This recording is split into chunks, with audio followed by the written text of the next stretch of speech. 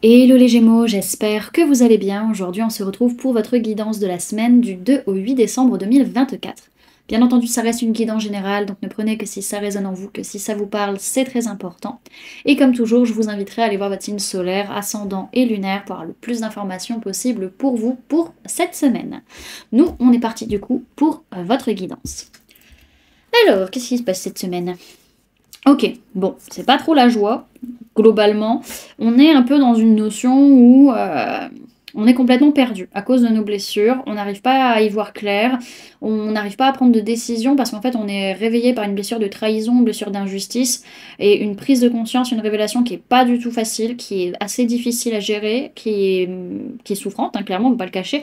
Surtout par rapport à des problématiques ou par rapport à une notion de solitude. Ok?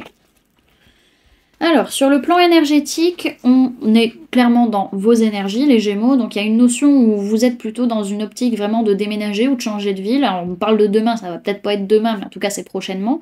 Et sinon, on a une notion vraiment de choix de cœur, vraiment de déménager, de partir de là où vous êtes, ou par rapport à un lien d'âme également. Ok.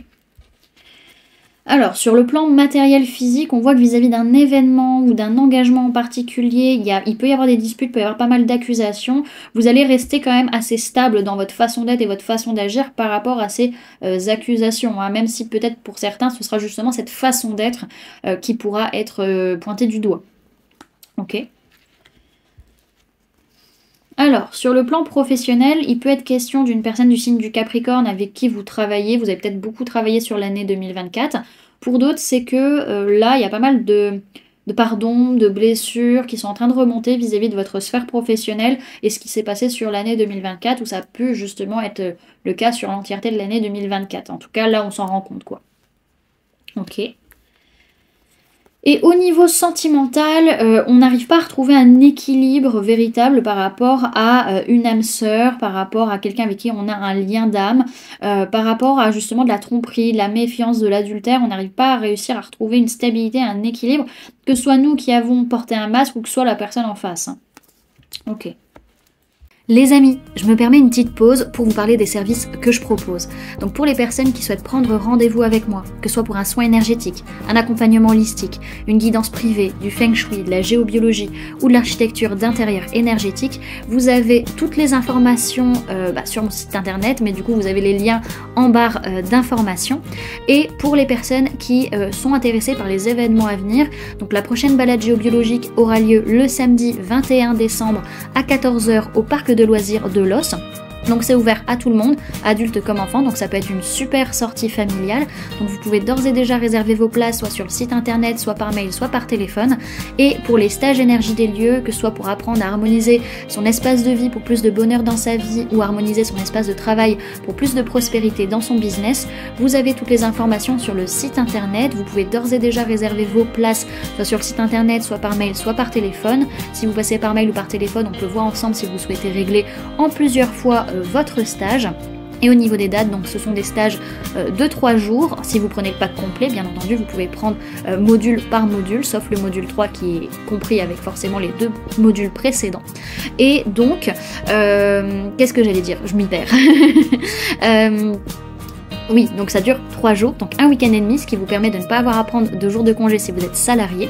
Et au niveau des dates, le stage harmonisation de l'habitat sera fin janvier, début février, et le stage harmonisation des espaces professionnels sera au niveau du mois d'avril 2025. Bon, les amis, je vous laisse reprendre le fil de cette guidance. À plus tard.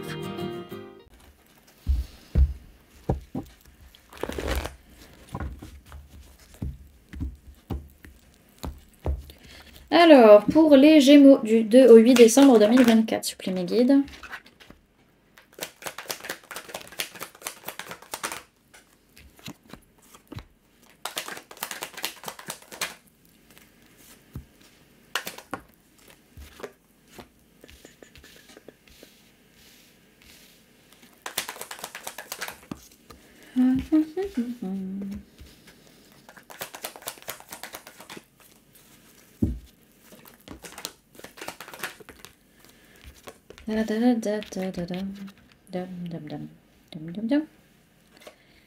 Ok.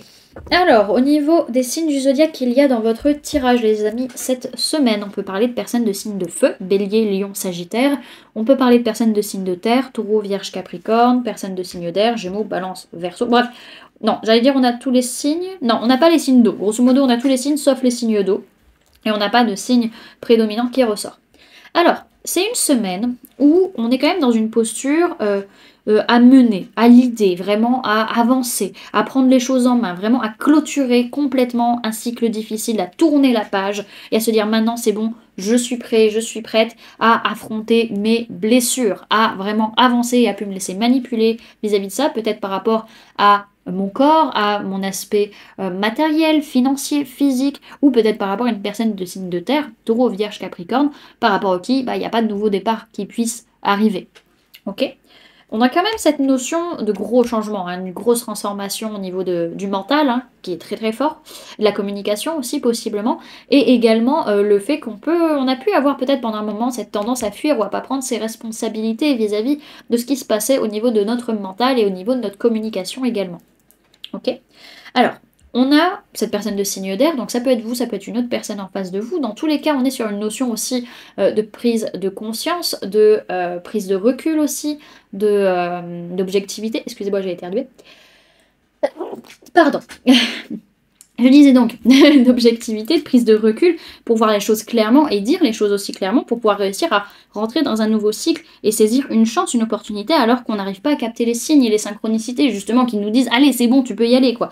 Donc on a cette envie de prendre des risques, de se challenger, de foncer et d'aller dans une quête de sens, dans une quête de vérité et de dire les choses également. Ok.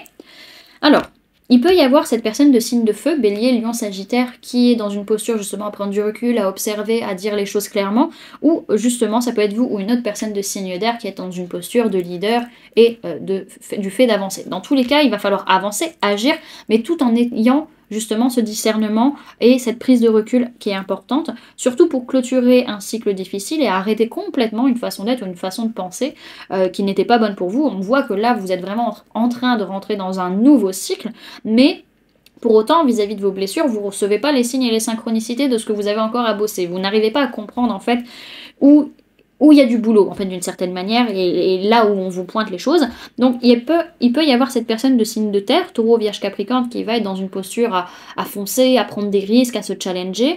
On peut avoir la personne de signe de feu qui, elle, est très bien posée dans sa vie autour de vous, vraiment très confortable au niveau financièrement, par rapport à son corps, etc.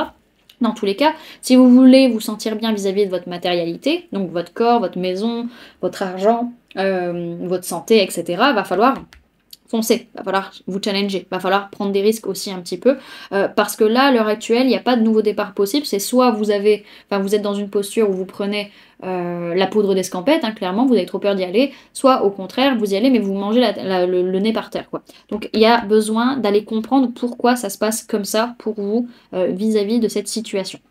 Ok ? Alors, derrière, ce que je vois, c'est que par rapport à une personne du signe du taureau, il peut y avoir une blessure de trahison ou d'injustice qui est là, une dispute qui a pu éclater et qui tourne encore en boucle dans votre esprit. Vous avez besoin de changer votre façon de voir les choses, votre façon de penser vis-à-vis de cette personne, ou vis-à-vis du fait de vous élever, de grandir et d'évoluer également. Ok. Alors, pour cette semaine, les amis, vous avez deux conseils. Vous avez la carte de la chute et la carte de la maîtrise de soi. Donc, il y a déjà cette notion où...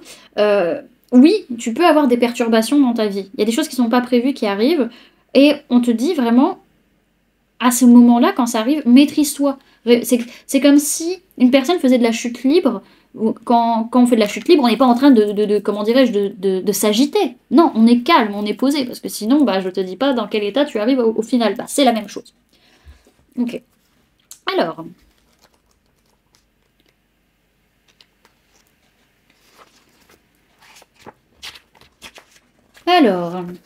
on vous parle de faim, de perte, de désillusion et de douleur. Sa formule sacrée, c'est « Je puise en moi le courage de me relever ». La douleur semble toujours interminable. Plus rien ne me retient. Tant de promesses qui s'éteignent. Mes ailes semblent tétanisées et incapables de se redresser. Brisée, vais-je réussir à me relever? Cette carte annonce une nouvelle sur laquelle vous n'avez aucun contrôle. Il y a bien des chutes que l'on voudrait éviter. Toutes ces choses qui nous font perdre pied et nous laissent sombrer dans le vide. La chute symbolise les pertes et les fins de cycle. Parfois si dures mais non moins essentielles. Une fleur se fane pour renaître au printemps.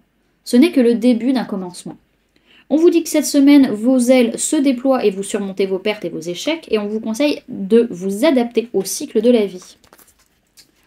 Et la deuxième, on vous parle de méditation, d'accalmie, de purification et de maîtrise. Sa formule sacrée, c'est puissance maîtrisée, puissance incarnée.